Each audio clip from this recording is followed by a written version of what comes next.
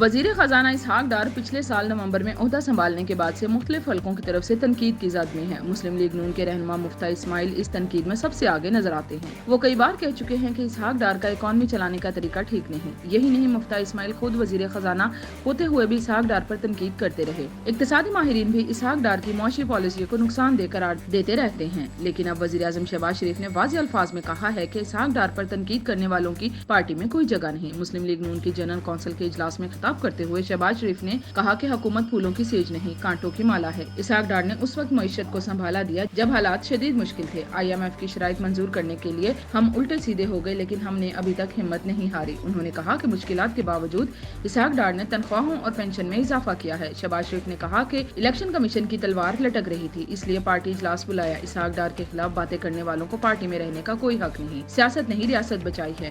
اسحاق ڈار نے معیشت کے لیے محنت کر کے اپنی صحت خراب کر دی۔ اس سے پہلے مسلم لیگ نون کی جنرل کونسل کے اجلاس میں وزیر اعظم شہباز شریف کو دوبارہ پارٹی صدر منتخب کر لیا گیا۔ پارٹی صدر بنتے ہی شہباز شریف نے پہلے خطاب میں اسحاق ڈار کے خلاف باتیں کرنے والوں کو آڑے ہاتھوں لیا۔ وزیر اعظم شہباز شریف نے مسلم لیگ نون کی جنرل کونسل سے خطاب کرتے ہوئے بتایا کہ پارٹی کی جنرل کونسل کا اجلاس وہ خود بار بار مؤخر کراتے رہے، کیونکہ وہ چاہتے تھے کہ جنرل کونسل کے اجلاس میں نواز شریف خود موجود ہوں۔ وزیر اعظم شہباز شریف نے کہا کہ پارٹی قیادت نواز شریف کی امانت ہے۔ صدر منتخب کرنے پر جنرل کونسل ارکان کا دل کی اتھاہ گہرائیوں سے شکریہ ادا کرتا ہوں۔ مریم نواز چیف آرگنائزر کا عہدہ سنبھالنے کے بعد پارٹی کے لیے دن رات محنت کر رہی ہیں۔ مریم نواز ہر شہر، قصبے، گاؤں اور کریا پہنچ کر پارٹی کو منظم کر رہی ہیں۔ ملک کی 60% آبادی نوجوانوں پر مشتمل ہے۔